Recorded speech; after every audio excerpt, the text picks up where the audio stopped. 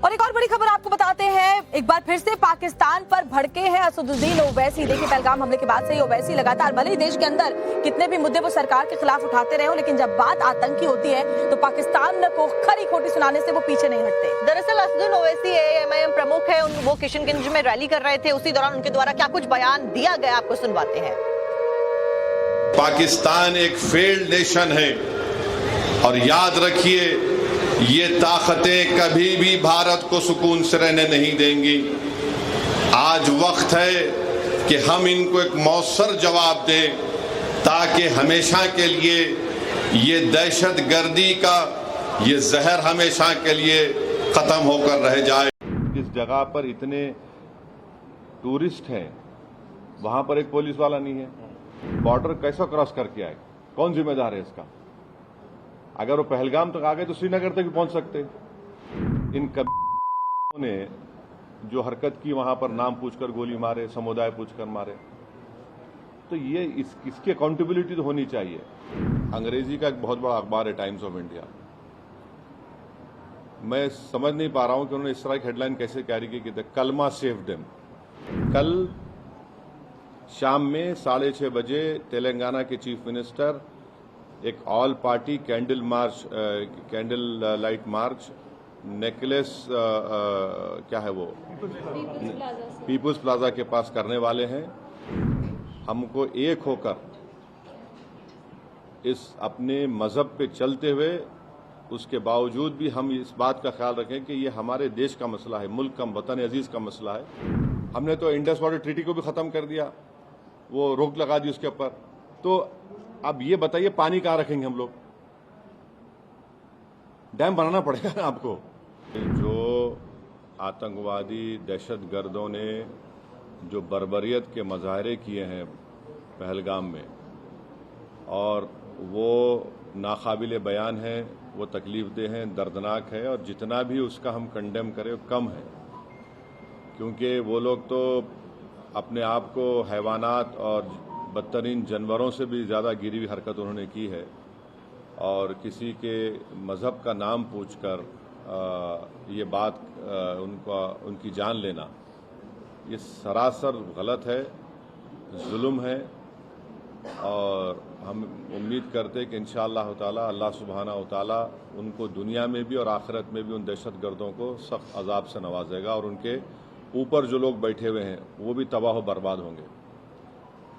दूसरी बात यह है कि जो ऑल पार्टी मीटिंग का है, कल मैंने खुद जनाब किरण रिजिजू साहब से बात की थी, तो उन्होंने कहा कि हम लोग सोच रहे हैं कि उन पार्टीज को बुलाया जाए जिनके 5 MPs हैं या 10 MP हैं, वरना मीटिंग लंबी हो जाती। तो बोला हम छोटे पार्टीज को बुला लीजिए, तो वो मजाक करे, अरे तुम्हारी आवाज़ तो बड़ी ऊंची है। तो इसीलिए मैंने आज ट्वीट किया था कि ये मसला बड़ा अहम है, नेशनल इम्पोर्टेंस का है, जो ऑल पार्टी मीटिंग होने जा रही है, कि इसमें सब पार्टीज को बुलाया जाए। तो अभी जब मैं आपसे बात कर रहा था तो होम मिनिस्टर ऑफिस से होम मिनिस्टर मेरे से बात किए और बोले कहाँ हैं आप? तो मैं सर हैदराबाद में हो। तो बोले देर होगी मगर आप आइए। तो अभी अगर टिकट मिलेगा, इंशाल्लाह मैं बोला हूँ, जो भी टिकट मिलेगा पहुँचेंगे और उसमें शिरकत करेंगे और अपनी बात को रखेंगे। और जहाँ तक ये जो हमला हुआ है, मैं आप लोगों को याद दिलाना चाहूँगा, 2000 अटल बिहारी वाजपेयी की सरकार थी, तो वहाँ पर एक यात्रियों को मारा गया था, नुलवाल कैंप बोलते थे, उसी के नीचे 30 लोग मारे गए, यात्री मारे थे जब वाजपेयी वजीर आजम थे। तो उसके बाद एक लेफ्टिनेंट जनरल क्या है JH मुखर्जी साहब की कमेटी बनाई गई थी, वो रिपोर्ट अब तक नहीं आई।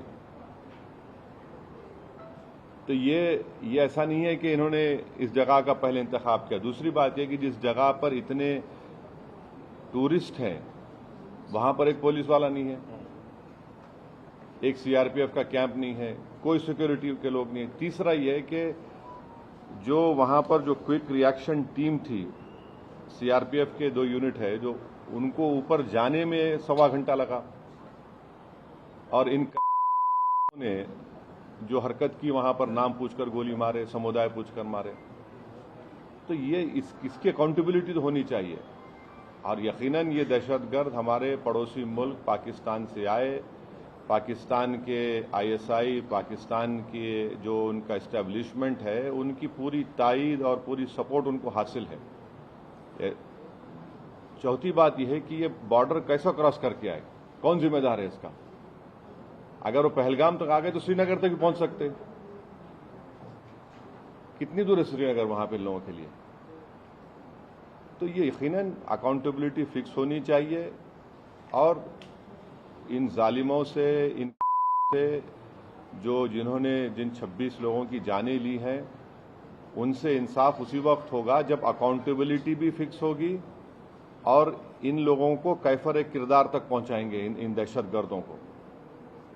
और उम्मीद करते कि हमारी हुकूमत इन लोगों का ताक़ुब करेगी, इन लोगों को जो मरने वाले परिवारों हैं उनसे इंसाफ उसी वक्त होगा जब अकाउंटेबिलिटी फिक्स होगी। और ये दहशतगर्द ये जो जालिमाना और बिल्कुल ही घटिया किस्म की, माने हैवानियत से बदतरीन हरकत इन्होंने की, इसका हम कंडेम करते हैं। छठी बात यह है कि अंग्रेजी का एक बहुत बड़ा अखबार है टाइम्स ऑफ इंडिया। मैं समझ नहीं पा रहा हूं कि उन्होंने इस तरह की हेडलाइन कैसे कैरी की कि कलमा सेव देम।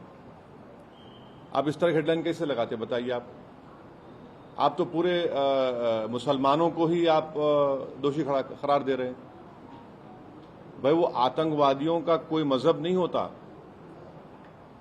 वो दहशतगर्द हैं, वो तो आईएसआई की आईसिस की आइडियोलॉजी पे चलने वाले कुत्ते हैं ये लोग। इतना बड़ा अंग्रेजी अखबार, द कलमा save them, what is this? भाई कितने जो कश्मीर में जितने आतंकवादियों ने सबसे ज्यादा मारा, वहां के कश्मीरी मुसलमानों को मारा, सबसे ज्यादा मरने वाले वो है वहां पे। तो उसके बारे में क्या बोलेंगे आप? ये तो एक आइडियोलॉजी है ना, ये तो टेररिज्म की एक आइडियोलॉजी है।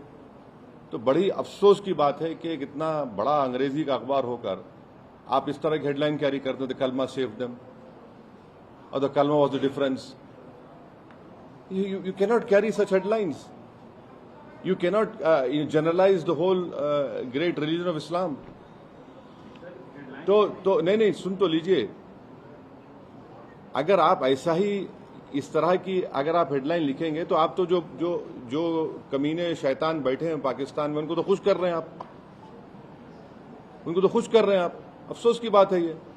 द कलमा वाज द डिफरेंस। आप देखिए हेडलाइन जो है वो उस तरह की हेडलाइन हो सकती है किसी की। और आखिरी बात यह है कि कल शाम में 6:30 बजे तेलंगाना के चीफ मिनिस्टर एक all party candle light march necklace क्या है वो पीपुल्स प्लाजा के पास करने वाले हैं। मैं हैदराबाद की आवाम से, तेलंगाना की आवाम से अपील कर रहा हूं कि आप हजारों की तादाद में उसमें कल शिरकत करिए। हमको एक होकर इस अपने मजहब पे चलते हुए उसके बावजूद भी हम इस बात का ख्याल रखें कि ये हमारे देश का मसला है, मुल्क का, वतन अजीज का मसला है। हम तमाम को वहाँ पर जमा होना है। चीफ मिनिस्टर खुद उसकी लीड करेंगे। हमारी पार्टी भी, हमारे पार्टी के एमएलएज भी, जितने हमारे मेंबर्स हैं, बल्कि जितने जो टेररिज्म के खिलाफ हैं और जो इस मुल्क से मोहब्बत